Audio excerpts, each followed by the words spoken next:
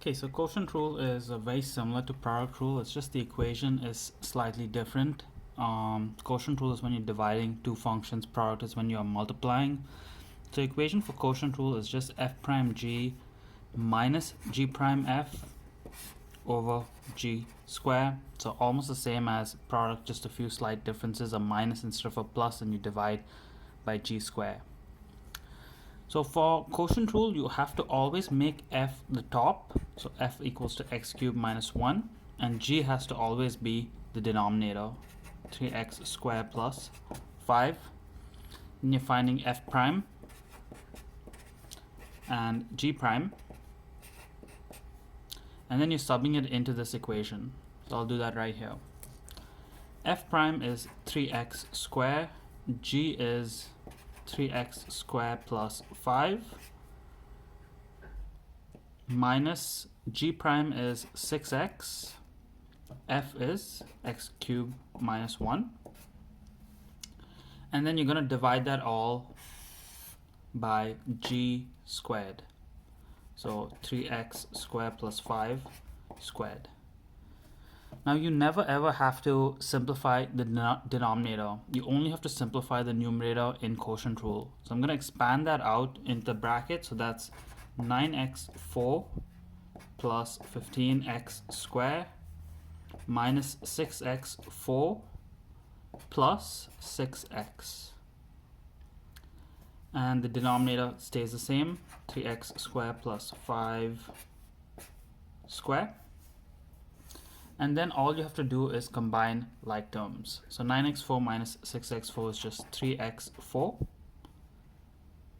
plus 15x squared plus 6x, and again bottom stays the same, 3x squared plus 5 squared, and that is my final solution.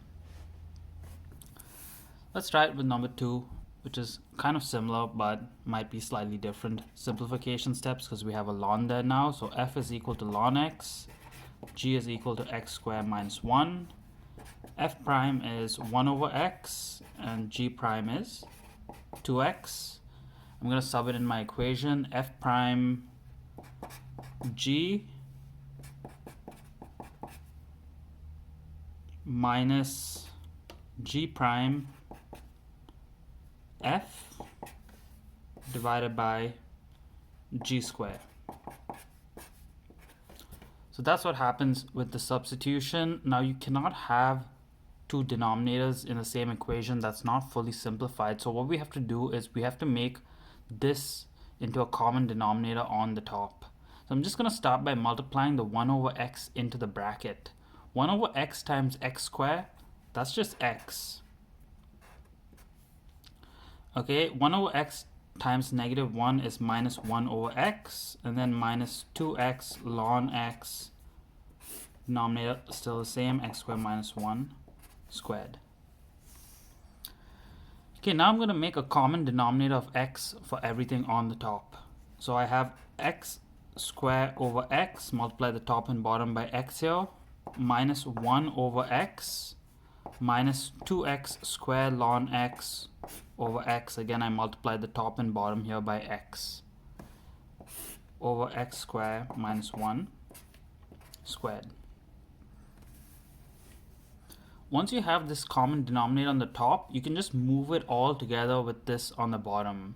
So what I'm left with is x squared minus 1 minus 2x squared ln x divided by x squared minus 1 squared, and that is the final solution in this question.